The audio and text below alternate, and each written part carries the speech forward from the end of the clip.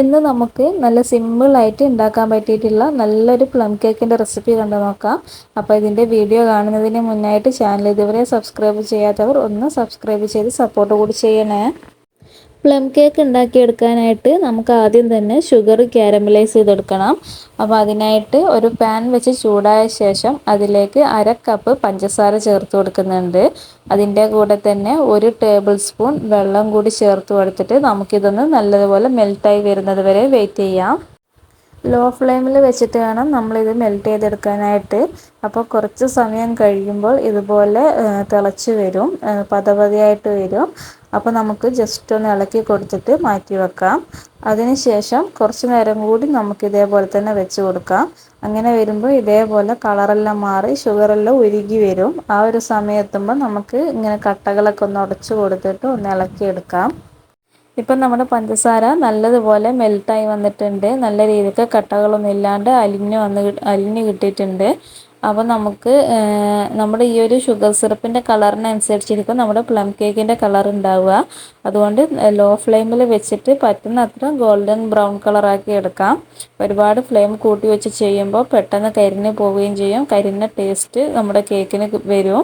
അതുകൊണ്ട് അതൊന്ന് ശ്രദ്ധിച്ചിട്ട് ചെയ്യുക. അതേപോലെ തന്നെ നല്ലൊരു ഗോൾഡൻ ബ്രൗൺ കളറായി കഴിഞ്ഞ് കഴിഞ്ഞാൽ നമുക്കിതിലേക്ക് 1/4 കപ്പ് തിളച്ച വെള്ളം ഒഴിച്ചു കൊടുക്കാം.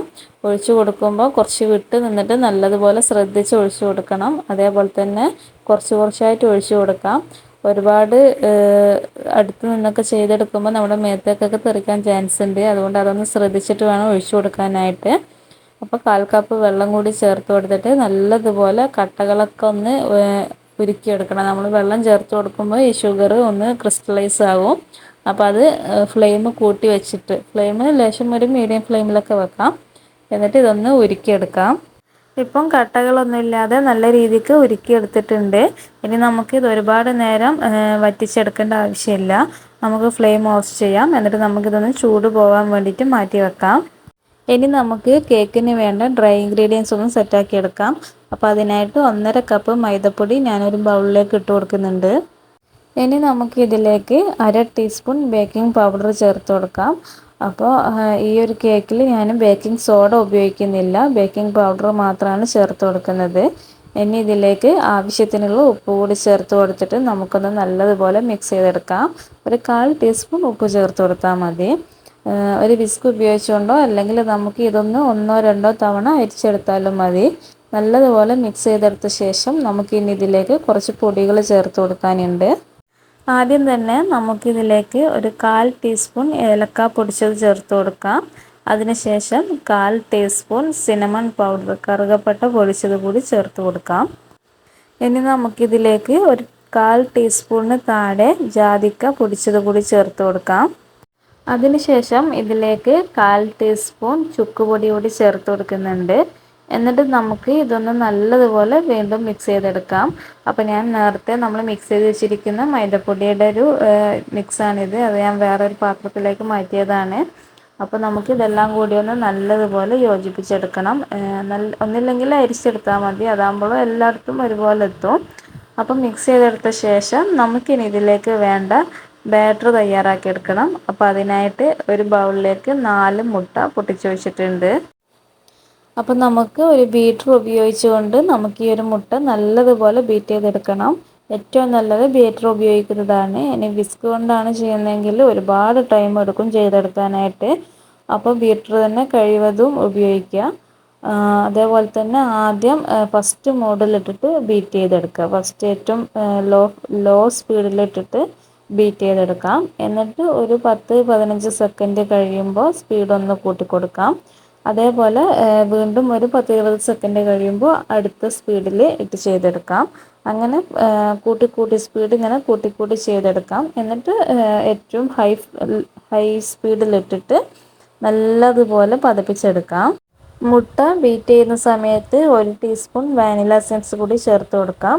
എന്നിട്ട് നമുക്ക് നല്ല രീതിക്ക് ഇത് ബീറ്റ് ചെയ്തെടുക്കണം. ഇനി നമുക്ക് ഇതിലേക്ക് പഞ്ചസാര പൊടിച്ചത് ചേർത്ത് കൊടുക്കണം. അപ്പോൾ മുട്ട ഇതേപോലെ പൊന്തി വന്നു കഴിഞ്ഞാൽ നമുക്കിതിലേക്ക് മധുരത്തിന് ആവശ്യമായിട്ടുള്ള പഞ്ചസാര ചേർത്ത് കൊടുക്കാം. മുക്കാൽ കപ്പ് പൊടിച്ച പഞ്ചസാര കുറച്ച് കുറച്ചായി ചേർത്ത് കൊടുത്തിട്ട് നമുക്കൊന്ന് മിക്സ് ചെയ്തെടുക്കാം. ബീറ്റർ ഉപയോഗിച്ചുകൊണ്ട് തന്നെ മിക്സ് ചെയ്തെടുക്കാം. പഞ്ചസാര നല്ലതുപോലെ ഒന്ന് ബീറ്റ് ചെയ്തെടുത്ത ശേഷം നമുക്കിതിലേക്ക് 1/4 കപ്പ് സൺഫ്ലവർ ഓയിൽ ചേർത്ത് കൊടുക്കാം. ഇനി സൺഫ്ലവർ ഓയിലിന് പകരം ബട്ടർ ഉപയോഗിച്ചാലും മതി. എന്തായാണെങ്കിലും 1/4 കപ്പ് ചേർത്ത് കൊടുക്കാം. അപ്പോൾ അതുകൂടി ചേർത്ത് കൊടുത്തിട്ട് ഒന്ന് നല്ലതുപോലെ വീണ്ടും ബീറ്റ് ചെയ്തെടുക്കാം. ഇനി നമുക്ക് ഇതിലേക്ക് നേരത്തെ കാരമലൈസ് ചെയ്ത് മാറ്റി വെച്ചിരിക്കുന്ന ഷുഗർ ചേർത്ത് കൊടുക്കാം. അപ്പോൾ ഇത് നല്ലതുപോലെ തണുത്തിട്ട് വേണം ചേർത്ത് കൊടുക്കാനായിട്ട്. എന്നിട്ട് ഒന്ന് മിക്സ് ചെയ്തെടുക്കാം. നമുക്ക് ബീറ്റർ ഉപയോഗിച്ചുകൊണ്ട് തന്നെ ഒന്ന് ജസ്റ്റ് ഒന്ന് മിക്സ് ചെയ്തെടുക്കാം. ഇനി നമുക്കിതിലേക്ക് ഡ്രൈ ഇൻഗ്രീഡിയൻസ് ആഡ് ചെയ്ത് കൊടുക്കാം. അപ്പോൾ കുറച്ച് കുറച്ചായിട്ട് ഇട്ട് കൊടുക്കാം. നമ്മൾ നേരത്തെ മാറ്റി വെച്ചിരിക്കുന്ന ആ ഒരു മൈദയുടെ മിക്സ് അത് ഇതിലേക്ക് കുറച്ച് കുറച്ചായിട്ട് ഇട്ട് കൊടുത്തിട്ട് ബീറ്റ് ചെയ്തെടുക്കാം. ഞാൻ ഇവിടെ ബീറ്റർ ഉപയോഗിച്ചിട്ട് തന്നെയാണ് മിക്സ് ചെയ്തെടുക്കുന്നത്.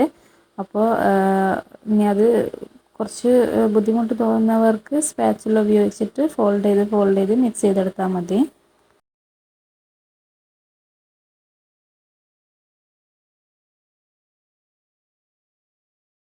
ഇപ്പോൾ നമ്മൾ നല്ലതുപോലെ മിക്സ് ചെയ്ത് ബീറ്റ് ചെയ്തെടുത്തിട്ടുണ്ട്. ഇനി നമുക്കിതിലേക്ക് ഡ്രൈ ഫ്രൂട്ട്സ് ആഡ് ചെയ്ത് കൊടുക്കണം.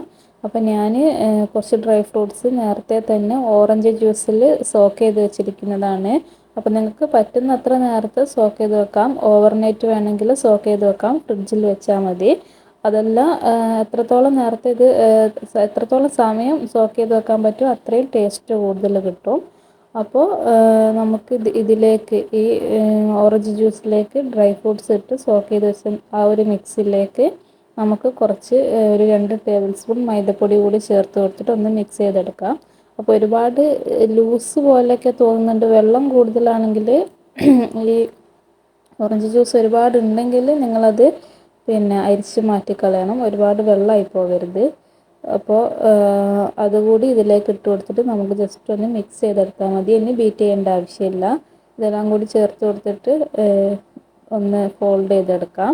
അതേപോലെ തന്നെ ഞാനിതിനകത്ത് 2 തരം മുന്തിരികളും ഈത്തപ്പഴം അതേപോലെ തന്നെ അണ്ടിപ്പരിപ്പ് അങ്ങനത്തെ എല്ലാം ചേർത്ത് കൊടുത്തിട്ടുണ്ട്. നിങ്ങൾക്ക് ഇഷ്ടമുള്ള എത്രത്തോളം ഡ്രൈ ഫ്രൂട്ട്സ് ആഡ് ചെയ്യാൻ പറ്റുമോ അത്രയും ടേസ്റ്റ് നമ്മുടെ ഈ ഒരു പ്ലം കേക്കിന് ഉണ്ടാവും.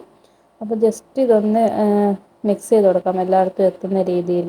എന്നിട്ട് നമുക്ക് കേക്ക് ടിന്നിലേക്ക് മാറ്റി കൊടുക്കാം.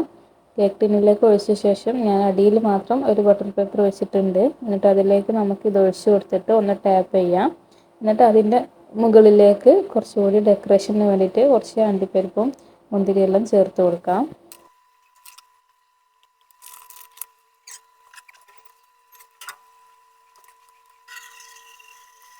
ഇനി നമുക്കിത് ഒരു 180 ഡിഗ്രിയിൽ 10 മിനിറ്റ് പ്രീ ഹീറ്റ് ചെയ്ത ഓവനിൽ വെച്ചിട്ട് 45 മിനിറ്റ് ബേക്ക് ചെയ്തെടുക്കാം. എനിക്ക് ഏകദേശം 45 മിനിറ്റ് വേണ്ടി വന്നിട്ടുണ്ട്. ചിലവരുടെ ഓവനിനനുസരിച്ചിട്ട് കുറച്ച് അങ്ങോട്ടും ഇങ്ങോട്ടൊക്കെ മാറ്റം വരും. അപ്പോൾ അതൊന്ന് ശ്രദ്ധിക്കുക. ഒരു 30-35 മിനിറ്റ് എല്ലാം കഴിയുമ്പോൾ ഒന്ന് നോക്കി നോക്കുക. ഇടയ്ക്കിടയ്ക്കൊന്ന് നോക്കി നോക്കിയിട്ട് അതിനനുസരിച്ചിട്ട് ഓഫ് ചെയ്യാം. അപ്പോൾ അത് നല്ല ഒരു സിമ്പിളായിട്ടുള്ളൊരു റെസിപ്പിയാണ്. ഒരുപാട് സ്റ്റെപ്പുകളും കാര്യങ്ങളൊന്നുമില്ല. പെട്ടെന്ന് തന്നെ ചെയ്തെടുക്കാം. നല്ല ടേസ്റ്റിയാണ്. അതേപോലെ തന്നെ ഇത് നമ്മൾ ഓഫ് ചെയ്ത് ഇതൊന്ന് തണുത്ത ഉടനെ കഴിക്കുന്നതിനേക്കാളും കുറച്ചുകൂടി ടേസ്റ്റ് ഉണ്ടാവുക ഒരു പിറ്റേ ദിവസം അല്ലെങ്കിൽ 1-2 ഡേയ്സ് കഴിയുമ്പോഴാണ് കുറച്ചുകൂടി ആ ഒരു ഫ്രൂട്ട്സിൻ്റെ ഒക്കെ ആ ഒരു ഫ്ലേവർ കറക്റ്റായിട്ട് കിട്ടുക. അപ്പോൾ കുറച്ചുകൂടി നല്ലൊരു ടേസ്റ്റ് തോന്നും. അപ്പോൾ എല്ലാവരും ഇതൊന്ന് ട്രൈ ചെയ്ത് നോക്കാം. നല്ലൊരു അടിപൊളി കേക്കാണ്. എല്ലാവരും ട്രൈ ചെയ്ത് നോക്കിയിട്ട് വീഡിയോ ഇഷ്ടമായാൽ ചാനലൊന്ന് സബ്സ്ക്രൈബ് ചെയ്ത് സപ്പോർട്ട് കൂടി ചെയ്യണേ.